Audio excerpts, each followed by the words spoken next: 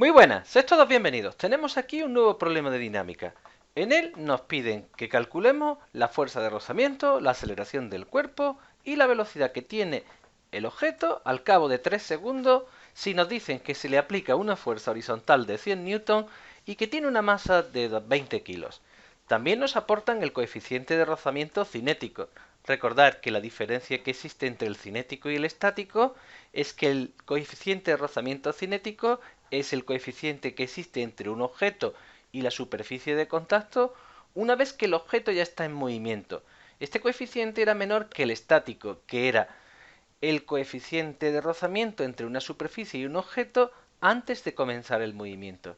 A partir de que el cuerpo se ponía en marcha, el coeficiente de rozamiento se disminuía. Básicamente es muy similar al apartado A del primer ejercicio, salvo que tendremos que añadir una fuerza más, la fuerza de rozamiento. Recordar que la fuerza de rozamiento es una fuerza que se opone al movimiento de los cuerpos. Como siempre, como en cualquier problema, comenzamos poniendo los ejes de coordenadas. Si este objeto se mueve, se moverá en el sentido de la fuerza que estamos aplicando sobre el objeto. Así que así es también como vamos a establecer los criterios de los signos para los ejes. El eje X positivo lo haremos coincidir con el sentido del movimiento de esta caja.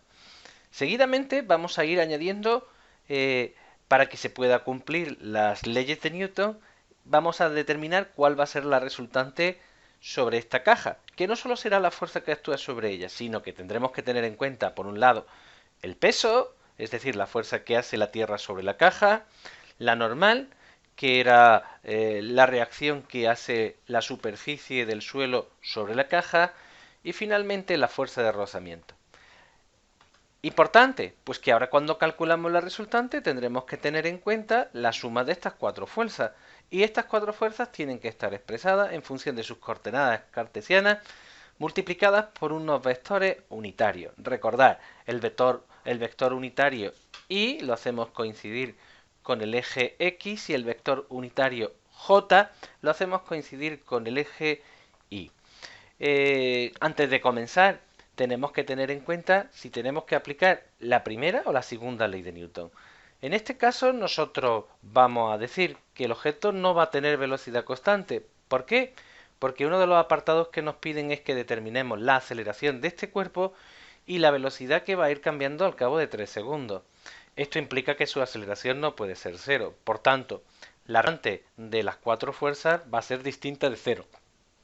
Y por supuesto, como hacemos coincidir el eje X con el del movimiento, la resultante solo tendrá componente a lo largo del eje X y será directamente proporcional al producto de la masa por la aceleración. Una vez que hemos planteado la segunda ley de Newton, lo que nosotros vamos es a ir sustituyendo. Fijaros que en este caso todo va a ser muy sencillo, puesto que las cuatro fuerzas coinciden con la dirección de los ejes de coordenadas. Por un lado, la fuerza horizontal solo va a tener componente X, y por eso diremos que en la componente X solo tendrá valor el módulo multiplicado por el vector unitario Y. El peso, como hemos visto en los problemas anteriores, como coincide con el eje Y, solo tendrá componente en este eje. La normal, que será positiva y que también solo tiene componente en el eje Y. Y finalmente ahora introducimos el rozamiento. Recordad que la fuerza de rozamiento era directamente proporcional al coeficiente, en este caso el cinético, multiplicado por la componente normal.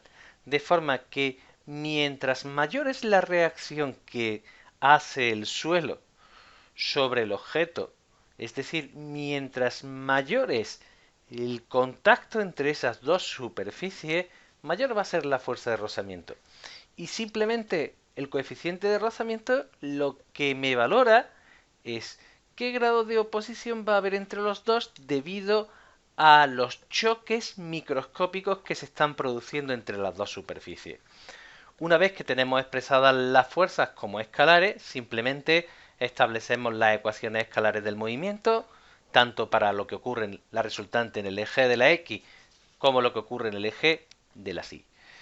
Con estas dos ecuaciones, pues fijaros, en la primera tenemos un problema porque, por un lado, tengo como incógnita la aceleración, puesto que la masa la conocemos y la fuerza horizontal también, pero nosotros desconocemos el valor de la normal. Así que con la primera ecuación nosotros no podríamos trabajar, nos tendríamos que ir a la segunda ecuación. Y como pasa siempre con esta segunda ecuación, fijaros, siempre comenzamos por aquí, puesto que en la segunda ecuación normalmente lo que solo me aparece es una incógnita, en este caso el valor de la fuerza normal. Por tanto, nosotros podríamos despejar la normal y decir que en este caso la normal tiene el mismo valor pero sentido contrario a lo que es el peso, de forma que tendría un valor de 200 newton. Una vez que nosotros tenemos esto ahí, pues lo que nosotros podemos es calcular la fuerza de rozamiento. Recordar que como la fuerza de rozamiento viene expresada como el coeficiente de rozamiento por el producto de la normal, nosotros diremos que el vector fuerza de rozamiento será menos 50 newton por el eje de la Y. Podemos usarlo también en valor absoluto y decir que tiene sentido contrario al del movimiento. Importante, una vez que ya conocemos todo lo que es el valor de la fuerza de rozamiento, calcular la aceleración va a ser muy sencillo, puesto que simplemente tendremos que despejar la aceleración llevando la masa al denominador y simplemente sustituir. Como la fuerza horizontal eran de 100 newton y la fuerza de rozamiento son de 50 newton y la masa del cuerpo es de 20 kilogramos, la aceleración con la que se va moviendo este objeto por el plano horizontal será de 2,5 metros por segundo al cuadrado. Finalmente ya solo nos queda un apartado, que es establecer la velocidad al cabo de los 3 segundos. Como se trata de un movimiento con aceleración, por tanto tendríamos nosotros que usar las ecuaciones de un movimiento rectilíneo uniformemente acelerado, que en nuestro caso eran para la posición venía expresada como la posición inicial por el producto de la velocidad inicial por el tiempo más un medio de la aceleración por el tiempo al cuadrado, y que la velocidad final era igual a la velocidad inicial más la aceleración por el tiempo. Recordad que en este problema me dicen que la velocidad inicial es de 10 metros por segundo, me están dando al cabo de 3 segundos que partió, por tanto nosotros la ecuación que es para nosotros más interesante será la segunda, porque con ella podemos calcular la velocidad.